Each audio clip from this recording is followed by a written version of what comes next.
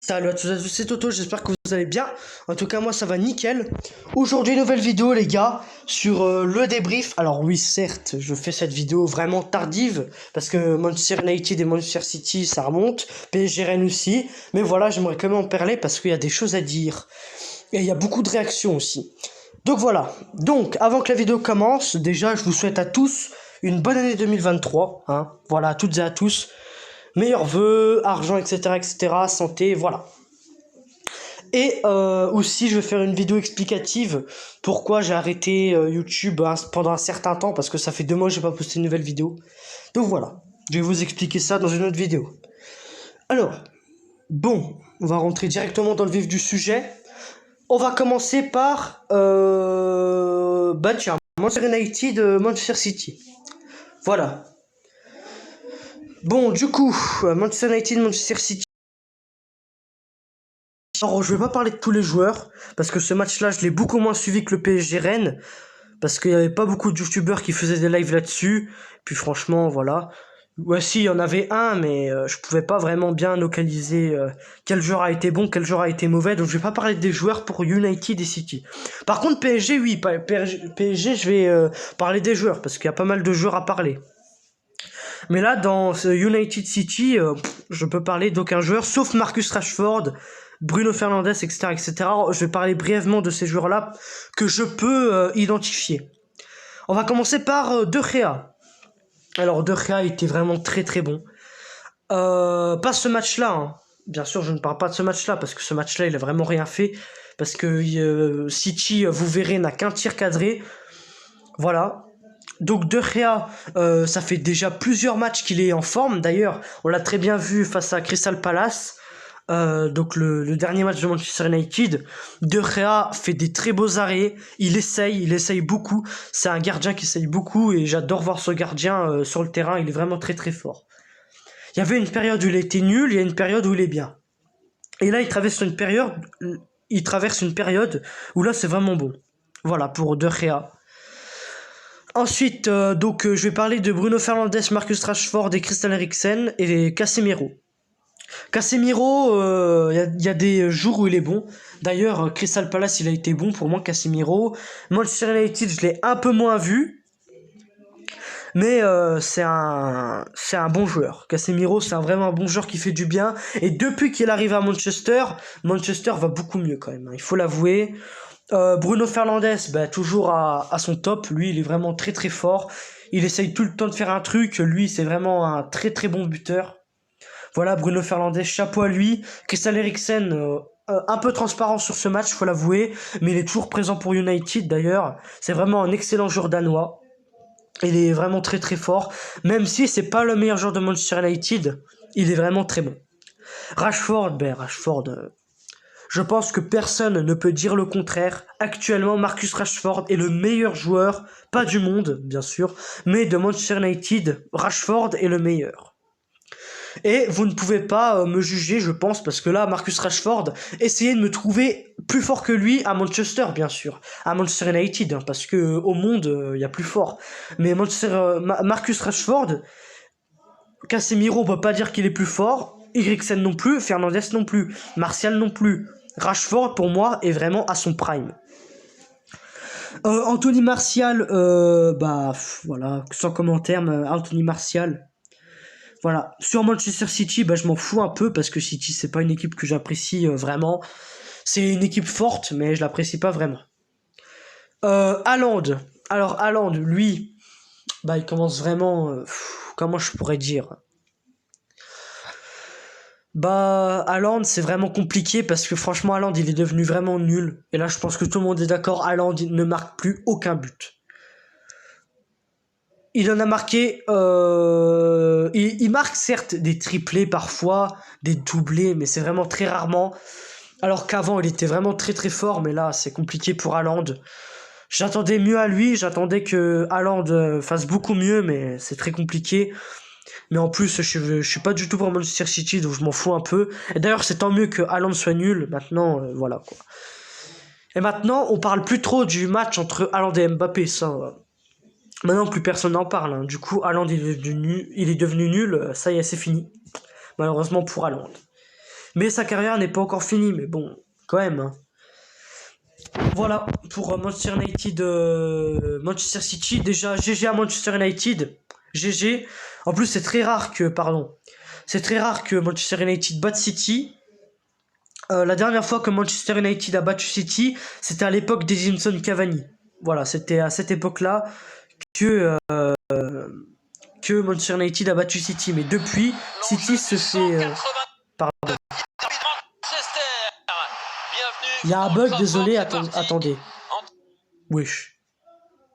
C'était bizarre. C'était bizarre. Désolé. Bon, voilà. Donc, félicitations à Manchester United. GG à eux. C'est vraiment beaucoup mérité. Ils l'ont fait, en tout cas, parce que Manchester City a quand même battu United 3-1, 4-1, etc., etc. Donc, c'est bien que Manchester United se ressaisisse dans ce match-là. Surtout que Manchester United, actuellement, c'est vraiment très très fort. L'année dernière, ça a été pourri. Aujourd'hui, à l'heure actuelle, c'est vraiment très très fort. Voilà. Bon, ce match, j'ai pas grand chose à dire, hein. De toute façon, ce match-là, je l'ai pas trop suivi. J'ai à Manchester, voilà. Maintenant, on va passer à PSG Rennes. Là, on va parler un peu des joueurs pour PSG Rennes. Donc du coup, voilà, hop, hop, hop, hop, hop. PSG c'est où? PSG c'est où? Non, je crois que je l'ai fait. Non, non. Attendez, voilà. Donc du coup, Rennes PSG. Donc du coup, 1-0 pour Rennes. Voilà, là, PSG, il y a des choses à dire. Déjà, le match du PSG a été dégueulasse. Et je pense que c'est vrai, le PSG, actuellement, c'est vraiment... Alors, ils sont forts. Autant en Ligue des Champions, ils sont forts, faut l'avouer. Mais autant en Ligue 1, ça commence à queuter un peu. Le PSG, en ce moment, c'est compliqué niveau organisation, bien sûr. Le PSG n'est pas organisé.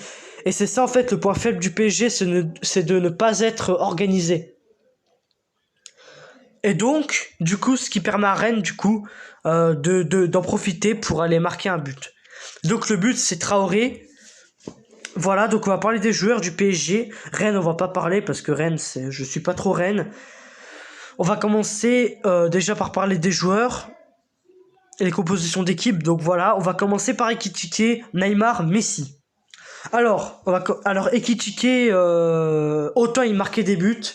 Il marquait un but face à Lens, etc., etc. Mais c'est vraiment très compliqué pour Ekitike. C'est un joueur que j'apprécie, mais il est pas capable de... Voilà, quoi. Ekitike n'est pas bon dans tous les matchs.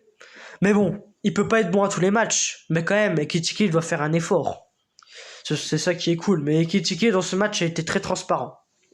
Neymar, c'est compliqué, a été mauvais. On va pas dire qu'il était vraiment très très très très très très nul, mais j'attendais quand même à mieux que lui. Voilà, c'est le mot que je cherchais. Neymar, voilà, ça a été très compliqué. Messi aussi, Messi était en bas de son niveau dans ce match. Messi, c'est vraiment que temps un peu, il est vraiment... voilà. Ça n'a pas été très ouf Messi dans ce match-là. Mais j'ai confiance en Messi pour... voilà. Vitinha. Alors Vitinha, bah, il a été bon, mais il était pas trop à son niveau dans ce match aussi. C'est très compliqué pour Vitinha, mais c'est un joueur quand même, voilà, qui essaye, voilà. Il essaye beaucoup, mais dans ce match, ça a été compliqué. Vitinha. Mukiele, bah vraiment nul. Hein. Mukiele, c'est vraiment pas très très bon. Mukiele, j'aime pas trop non plus. Mukiele, encore à Leipzig, il a été très très fort. Mais autant au PSG, il fait que de la merde. Et je pense qu'on est tous d'accord pour dire ça. Mukiele, j'ai confiance en lui. Mais à un moment donné, ça y est quoi. Mukiele, ça fait déjà plusieurs matchs qu'il est nul. J'espère qu'en Ligue des Champions, il sera au-dessus du niveau actuel qu'il a. Bernat, pas très ouf. Hein. Dans ce match, il a 3,2 étoiles. Bah, Bernat, voilà quoi. Voilà, c'est compliqué. Bernat est en dessous de son niveau. En fait, tous les joueurs sont en dessous de leur niveau. Vitinha en dessous de son niveau. Mukiele, bah, il est nul. Ekitike en dessous de son niveau. Et Bernat en dessous de son niveau. Je suis désolé, mais là, c'était pas les joueurs, à leur prime dans ce match. Voilà. C'est pour ça que je dis toujours en dessous de leur niveau, parce qu'ils sont pas à leur niveau habituel. Ils sont moins forts. Marquinhos, alors il faisait ce qu'il peut, Marquinhos. Mais encore, ce match, ça a été un peu compliqué pour lui. Mais quand même, Marquinhos, il a fait pas un mauvais match. En fait, c'est un peu comme Vitinha. Il a pas fait un mauvais match. Mais voilà. Ça reste... voilà. Danilo, sans commentaire. Sergio Ramos, très très fort. Sergio Ramos a été très fort. Il a essayé de faire tout ce qu'il pouvait pour défendre. Il a toujours aidé la défense. Il est toujours présent. Il a fait de bonnes interceptions. Voilà, donc ça a été très bon pour Sergio Ramos. Il est bien noté en plus avec 4,1 étoiles. Donc Sergio Ramos a été bon. Donnarumma aussi a été bon. Il a essayé de faire quelques parades. Il a réussi. Donc Donnarumma, sur ses parades, j'ai confiance. J'ai beaucoup confiance en Donnarumma. C'est vraiment un très bon gardien. Et j'espère qu'il va être comme ça face à toutes les équipes à venir. Voilà. Donc voilà pour les joueurs du PSG. Donc je résume entre autres. Alors Ekitike, Messi, Neymar, moyen. Bernat, moyen. Vitinha, pas à son niveau habituel. Mukele, nul. Danilos, sans commentaire. Marquinhos, moyen. Sergio Ramos, bon. Donnarumma, bon. Voilà ce que j'en pense pour le PSG. Bravo à Rennes, faut l'avouer. Ils ont eu beaucoup plus d'occasions que le PSG, et ça, tout le monde est d'accord pour dire que Rennes a eu plus d'occasions que le PSG. Certes, le Paris Saint-Germain a eu plus de possession, mais la possession n'est pas gagnée. C'est bien beau de faire des passes à 10, à chaque fois, hop, je joue à la baballe, mais à un moment donné, ça y est, quoi. On se lasse un peu du PSG, donc voilà. C'est pour ça que le PSG était beaucoup en dessous de son niveau. J'espère que le PSG va évoluer quand même plus, voilà. Parce que là, contre le Bayern, ça va être compliqué. Si le PSG n'est pas organisé comme ça, eh ben, ça va être très compliqué pour la suite. Mais Rennes a eu plus d'occasions. Rennes a eu un peu du mal à prendre le ballon. Mais quand ils ont le ballon, les Rennais, ils partent souvent en contre-attaque. Ils contre-attaquent les Rennais. Ils contre-attaquent beaucoup. Et le PSG n'a pas beaucoup su les arrêter. Et Traoré a réussi à marquer un but, a réussi à profiter de la contre-attaque pour marquer. Voilà. Le PSG doit se renforcer au milieu de terrain et doit un peu oublier Ekitike, parce qu'en ce moment, Ekitike, c'est pas bon. Voilà quoi, vous m'avez compris, Ekitike n'est pas vraiment bon en ce moment, donc c'est très compliqué. Voilà. Donc voilà, j'ai fini un peu pour les deux débriefs. Alors Manchester United a super bien joué. Encore c'était compliqué au début de match Manchester, mais ils se sont ressaisis très rapidement en fin. Ils se sont un peu réveillés en fin de match, les Mancuniens, mais ils ont réussi à gagner quand même, et je suis très content. Parce que Manchester United, ça fait plusieurs fois qu'ils perdent. Ils ont perdu 3-0, 6-3, 4-1 face à City. Et ils ont prouvé que c'était actuellement une des meilleures équipes de Premier League. PSG vraiment sous son niveau, je le répète encore, je le répète. Le PSG est en dessous de son niveau. Il faut corriger ça, les Parisiens, parce que sinon le Bayern, voilà quoi, ils vont passer. Donc c'est bien que le PSG retrouve son niveau qu'ils ont en Ligue des Champions. En Ligue des Champions, le PSG c'est fort, mais en Ligue 1, ça commence à chuter un peu. Voilà. Les Rennais ont super bien joué, ils ont beaucoup contre-attaqué, ils ont eu beaucoup d'occasions, et voilà, et ils ont réussi à marquer avec Traoré. Donc voilà, donc les Rennais, ils se sont pas laissés faire, ils se sont battus comme des guerriers, et on a la preuve qu'ils ont gagné 1-0. Voilà pour les gars, pour les deux débriefs. J'espère d'ailleurs que vous êtes d'accord avec moi. Dites-moi dans les commentaires si vous êtes d'accord ou non et pourquoi. Quel joueur a été bon, etc. Quel joueur n'a pas été bon. Si vous êtes d'accord avec moi, dites-le. Si vous n'êtes pas d'accord, dites-le aussi. Comme ça, je vous répondrai avec grand plaisir. Je likerai vos commentaires. Je like quasiment toujours. Donc n'hésitez pas à dire vos idées. Voilà les gars, c'est la fin de ces deux débriefs. J'espère qu'il vous aura plu. Bah mettez un petit like parce que ça me soutient, ça fait longtemps que j'ai pas fait de vidéo en plus. N'hésitez pas à liker, à commenter, à partager. Sur ce les gars, prochaine vidéo la semaine prochaine sur voilà pourquoi j'ai arrêté de faire des vidéos. Donc on se retrouve voilà, donc la semaine prochaine pour cette vidéo. Je vous souhaite une bonne soirée et je vous dis à la semaine prochaine pour la prochaine vidéo. Allez, peace. Portez-vous bien.